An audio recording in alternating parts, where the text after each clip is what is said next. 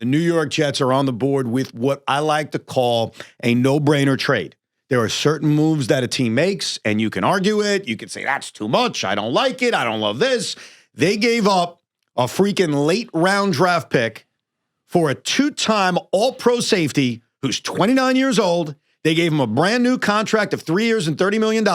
And for a defense that needs a whole lot of adding Minkah Fitzpatrick and giving up nothing is a rare good day and good moment for the New York Jets. Yeah, when you look at the Jets last year, one of the glaring weaknesses was their secondary, in particular their safety positions.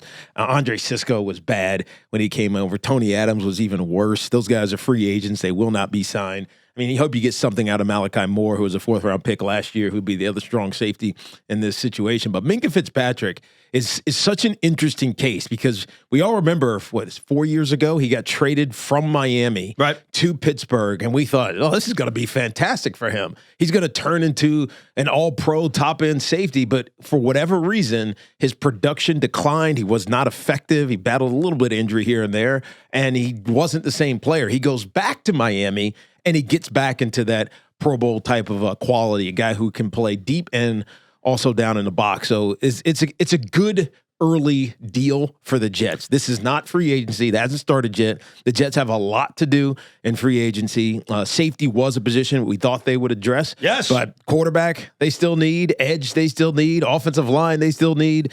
Maybe another wide receiver. But they got the free agency period started with a trade that I think benefits them in the short and long term. So far, and it is still the early going of the Mookie era, he knows what he's doing. Yes. He really does, because this is a nice little steal to start free agency. Now, card is subject to change.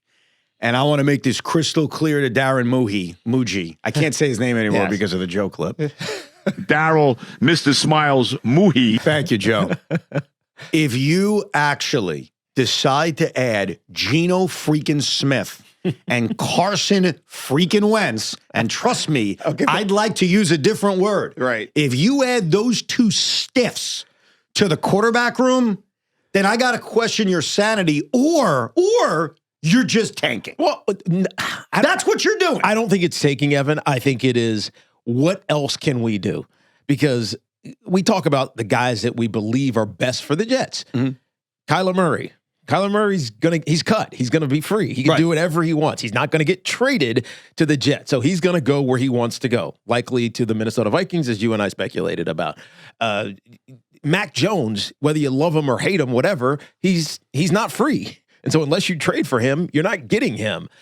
Tua Tagovailoa, what do you want? Do you really love him? I'd prefer two over those two. I'll be honest with you. Probably, but I think that there just aren't a ton of options. So what it's going to come down to is, who does Frank Reich want to work with? And if Frank Reich gets to pick, because he is this CEO of the offense, as we've heard, he's likely to pick Carson Wentz. If they're allowing Frank Reich to pick the quarterback and his selection is Carson Wentz and or Geno Smith, then the New York Jets made a mistake hiring Frank Reich. I'm going to be blunt with you, and I am no Tua fan, but Tua is a much better option than Carson Wentz and Geno Smith. There's more upside for sure. Yeah, well, ask yourself this. All right, now I am trying to be very, very calm today. I'm using my tiredness to help me. No screaming and yelling, just strong opinions in a very calm, soothing way. Where the hell is Geno Smith taking you? Where the hell is Carson Wentz taking you? And while every single Dolphin fan can call up today and say, Tua sucks, Tua this, I'm not disagreeing with you. Mm-hmm. There is an upside to him far greater than Carson Wentz and Geno Smith. And a few other things about those gentlemen. I'll start with Wentz. He's been on a different team every year. 5 straight years. He's been on a different team. And he rubs people the wrong way in the locker room. Right. Now, whether that's over religion or something else, I don't know. I don't even care. Yeah. But it's not like he's just some great guy in the room. I got to tell you, if they signed Carson Wentz, it would feel like a favor to Carson Wentz. Well, we're not in the business of doing favors. I understand this. I'm just saying, this would be my cynical reaction to Carson Wentz being the Jets quarterback.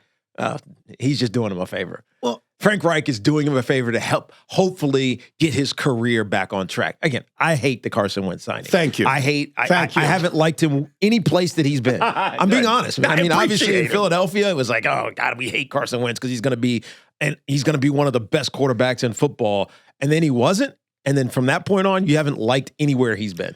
You said something before. A lot of us have said it. Well, there aren't good options. There just aren't good options. Right. Just because there aren't good options doesn't mean you take the worst options. I agree. Like, I made a list of 28 quarterbacks, all right? I'm not telling you number one is amazing.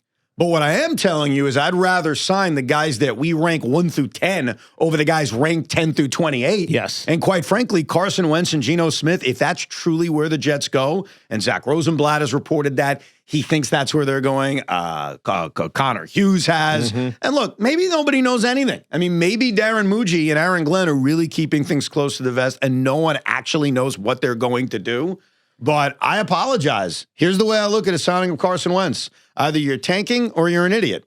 It's one or the other. And the problem with the tanking aspect, because I know that would be the popular opinion, is you just traded for a 4- or 5-time Pro Bowler in Minkah Fitzpatrick, who's in the prime of his career. Right. You're not trying to lose. Right. When you ain't a guy like that, you're trying to win. 100%. He's 29 years old to be 30 in the middle of the season. I'm excited about the move. You want to know why? Because I like winning. I don't win a lot, but I like the idea of winning. But I got to tell you, that's why it's encouraging to me. Because last week when we talked about this is mostly about the quarterbacks last week when we were talking about the Jets. Yes. You have to get a quarterback who's going to help you win now. It's not about setting yourself up for 2027's draft pick. Win now. The Minkah Fitzpatrick move tells you that they are interested in creating a winner now, period. Yeah. And so now it's about finding whether in this legal tampering period, you're not getting it in the draft, and maybe you get lucky and Ty Simpson or whoever the heck you pick in this 3rd or 4th or 5th round turns out to be a player. The challenge is going to be the quarterback for the New York Jets. And we're going to find out in 2 hours what that looks like. Because just for those that not familiar, the legal tampering period has evolved over the last couple of years, and particularly this year. The Jets and any other team can have 5 calls with free agents. So there's 5 free agents that you can have a video or phone call with. So you can get to know them a little bit more than just having a conversation with the agent, which is how it usually has taken place in this legal tampering period. Like, you know you want my guy. Yeah. My guy wants you. Let's get this thing done. As soon as Saquon Barkley becomes a free agent, he signs with the Philadelphia Eagles. Like, that was all through agents.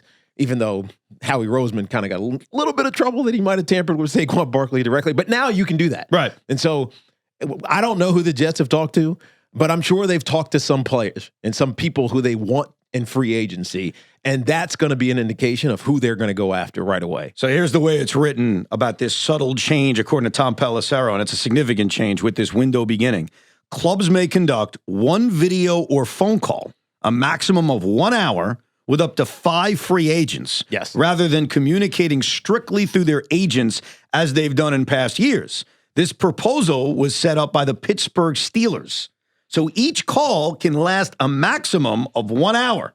I doubt that they last an hour, by the way, unless there's some kind of relationship that already exists. Right. What the hell are you talking to some dude for an hour for? I it's agree. probably like 20 minutes or 30 minutes. What is there to say? Exactly. Hey, man, I want you. Do you like us? Well, tell us what I would do here. You know how sometimes you have a thought when you have a lot of time to think about it. You have a few weeks. This is what I want to do. This is what I want to do. So we've spent a lot of time talking about the Jet quarterback situation, right? Obviously. Yeah. And I have given you my opinions on it. Well, we're on the precipice of decisions being made. It's 10:09 a.m. The legal tampering period begins at noon. Not that the Jets are going to sign a quarterback at 12:01, but they can, right? Yes. And so now that we're right here, my emotions as a Jet fan, and I admit, as a season ticket holder, as someone who wants to go to games and be entertained, but also be set up for a chance of being great someday, I will tell you where my head lies on these quarterbacks. I would aggressively go after Kyler Murray and Malik Willis. Yeah, I would agree. Those are the 2 guys where if you break the glass today, Rosie, and we will break the glass on any significant NFL move, and really any move with the Jets and Giants, and we'll react to it. If you break the glass and say, yeah, Kyler Murray's headed to the Jets, I'd be ecstatic. And it's not because I think he's going to morph into a Hall of Famer, but that would give me hope. It's risky, but you know that when he's on, he's good. And I can also convince myself and convince my 5-year-old, hey, this could turn into something great. You can't do that with Carson Wentz. I got to tell you, too, even if he's not great and just kind of average, he'll be entertaining. Correct. You will, and your season ticket seats, a 50-yard line, upper deck, you are going to enjoy the hell out of watching a guy like Kyler Murray because he's entertaining. And I don't know. And look, I'm a diehard Jet fan. I'll watch every game. You know the way the diehards are.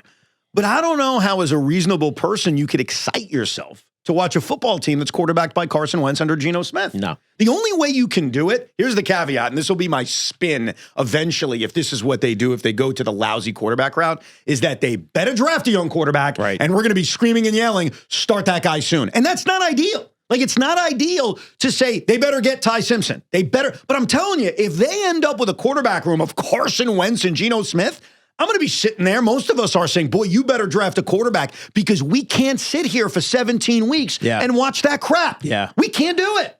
As a fan, as a consumer, as a football fan, we cannot watch Carson Wentz. And to Frank Reich, and I know, Boomer, you're buddies with him, and I understand he's a good dude and he's up for the challenge.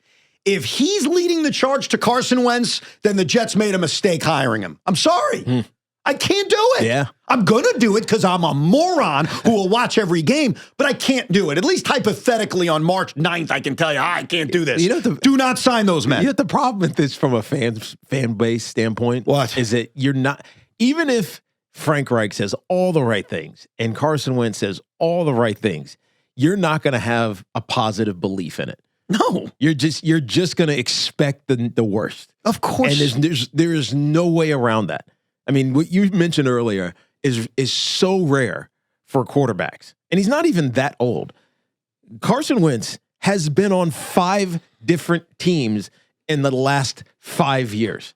You know how hard that is to do? It's even backups. Even the guy who's like the perennial, never going to be a starter, hold a clipboard guy for a decade and a half does not bounce that much. You're right. So either each team is bad or it's the guy. Well, what do you think it is? It's Carson. Okay, so why would you be in a rush or even interested in bringing that into your locker room? The only reason this is getting any play is because of his prior relationship with Frank Reich when he was with the Philadelphia Eagles as their offensive coordinator. And Carson Wentz had a really good start to his career. And Indianapolis. That's the only reason. Yeah. And obviously he brought him to Indianapolis. But also in Indianapolis, he was terrible there. Yeah, it's not like he was lasted there. That was one of the 5 stops. The hope I have, and this is with all due respect to Connor Hughes, a great reporter, Zach Rosenblatt, another great reporter, is that they don't actually know what the Jets are going to do. And that this is educated speculation and that the Jets are doing a really good job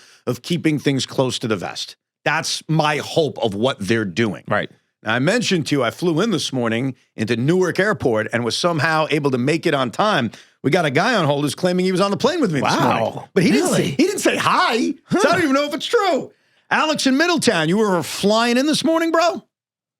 Yeah, I was flying in this morning. And good morning, by the way, guys. I'm like, I didn't want to bother you. I saw you, you were in conversation.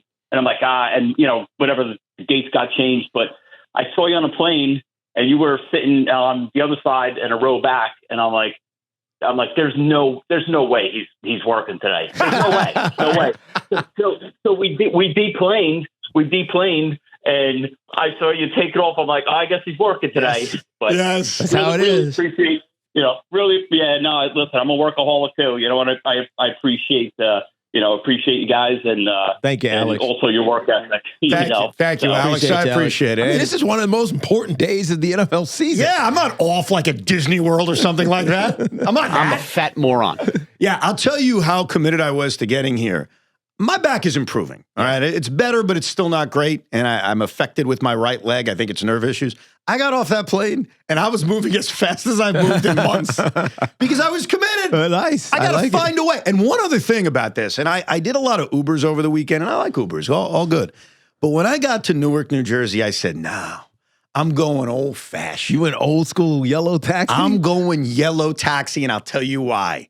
They know how to maneuver. Yeah, they do. And they don't know care. The city. They're not driving Teslas and nice Cadillacs. They're driving an old beat up Chevy, whatever. That's right. And they don't care. If they hit somebody, whatever, I'll keep going. And that's what I want when I'm trying to get to work. So I got into that taxi. This guy's maneuvering. He's flying. And then he did something that's very awkward, but I rewarded him.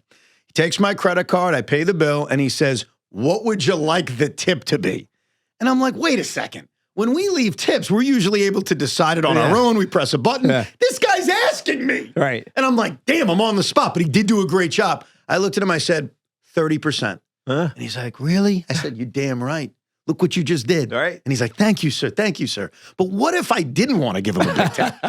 Like, what if I thought the drive sucked? He would be pressuring me into a good tip. Right. So I thought that was weird. Don't you think that's weird? That is a little bit weird. But I guess because it's a credit card, you have to decide right then. I guess you could do it after, but that's actually kind of annoying. He's sitting and waiting for you to do the tip. So just ask beforehand. I know. Is it crazy? I can still remember first coming to New York and you had to pay cash. Yeah. Oh my God. I can still remember having to pay cash. The worst, bro. Yeah. The worst.